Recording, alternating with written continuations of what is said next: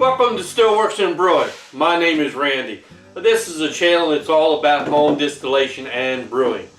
Okay, so what do we got going on today? Well, today we're going to talk about a very important part of this hobby, safety. That's something that we always have to keep our mind on and follow the safe practices. Okay. Please subscribe if you haven't done that yet. It really does help the channel out, makes us grow a little bit. It's the only recognition that we get from YouTube and helps us try to keep content coming out for you. Okay, so let's get started.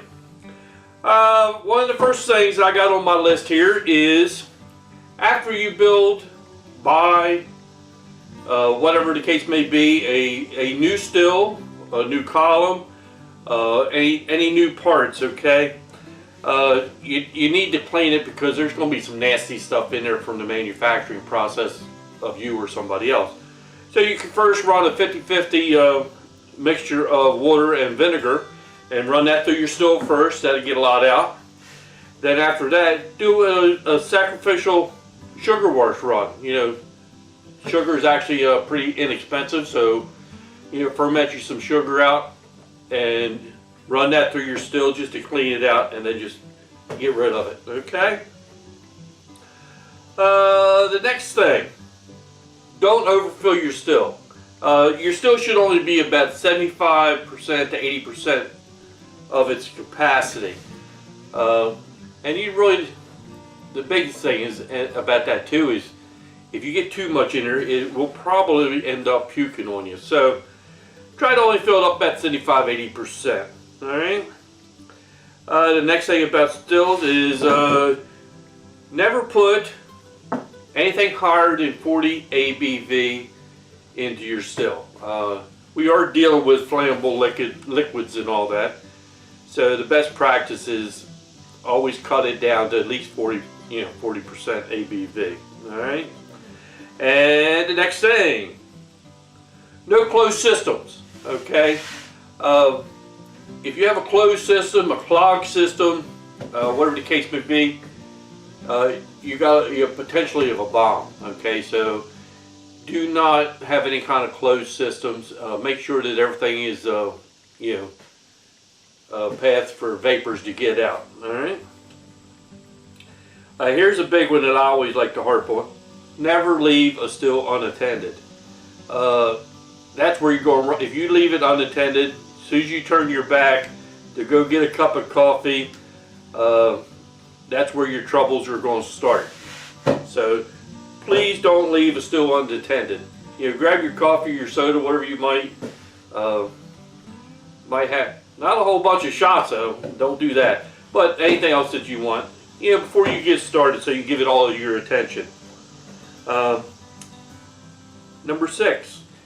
If you're using propane, make sure that you're in a well-ventilated area. Alright?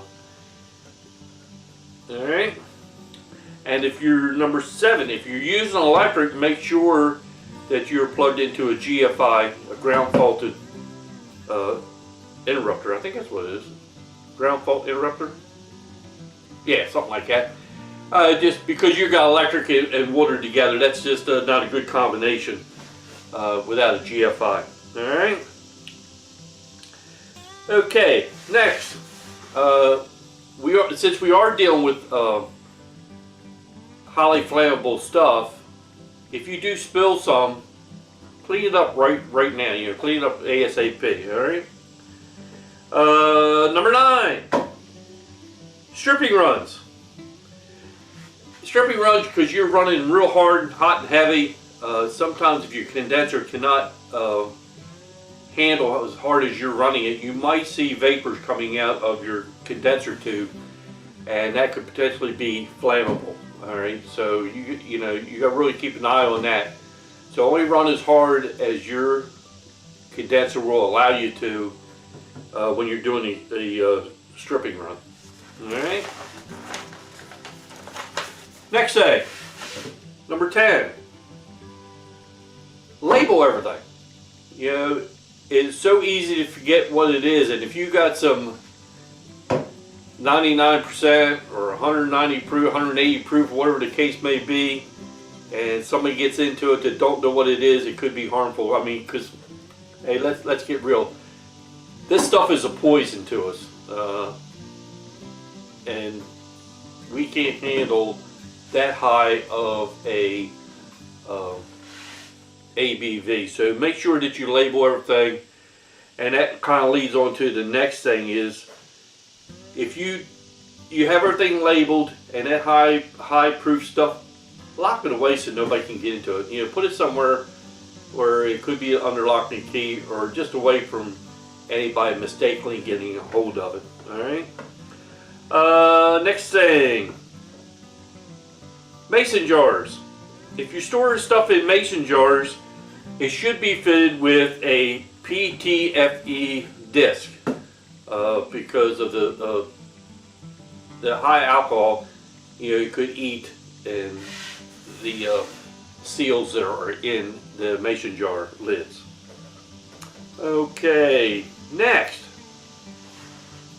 when you're using wood for aging, avoid the bark. Some bark of some woods contain toxins, so I've read. So I would just avoid the bark, you know, the true flavor you want anyways in the wood. All right. Number 15. Be careful about moving hot liquids. You could get a real serious burn with a hot liquid. It's either what you're doing in your brew pot, or if you at the end of the run and your still got very hot liquid in it. Me myself, I'll usually leave, you know, what's in my still usually to the next morning and dump it out and then clean it out. I'll go ahead and clean the tower and all that stuff, and then I'll leave that to let it cool down before I end up dumping it. Okay. All right, so let's talk about methanol. Methanol is kind of a sticky situation. Have everybody drank methanol? Well, if you've drank a beer, a wine, you've had methanol. Okay, the only thing difference about the distilling world is we can pretty much separate the methanol from what we're drinking. Okay, because it's the very first thing that comes off. Plus it don't taste very good, and if I read right, that's where you get your headaches from. If you drink it in too much of it in a concentrated amount, you know, it is very harmful to humans. Like in beer and wine, that little bit of amount is spread out through the whole batch, and so you wouldn't ingest very much of it at a time. But since we're separating it out, the potential of, I don't know why anybody would do it, I guess you could drink it and it could be harmful. So like we always do, we separate that out in the very beginning, and we can either make put it into cleaning products or just discard, whatever your choice may be. Okay. All right, well, that's the last thing I got on safety. I think if you be very careful, it's a very safe hobby. I've never had any problems, but please remember that yes, we are dealing with poisons, we are dealing with very hot liquids, we're dealing with electric, heat, so there could be a problem. But if you're careful, watch what you're doing. And I don't like to drink when I'm distilling. Now, like if I'm making a mash or something like that, I might have me a beer or a little bit of bourbon. That's okay. But if you're actually distilling, save the enjoyable stuff for later on, you know, after you're done. Okay? So I hope this will help everybody. If there's something I missed, please leave it in the comments, because I would like to do, you know, a safety thing every once in a while, just to keep it put out there, to keep it in everybody's heads, keep it fresh, you know, so nobody forgets. And I don't want nobody to get hurt, because that's not good for the hobby, for anybody to get hurt. So, like I said, if I missed anything, you know, put it down there in the comments and I'll add it to my list, so when we do it next time, we'll add it all in. And, okay. So, thanks for stopping by. Stay safe. We'll see you next time.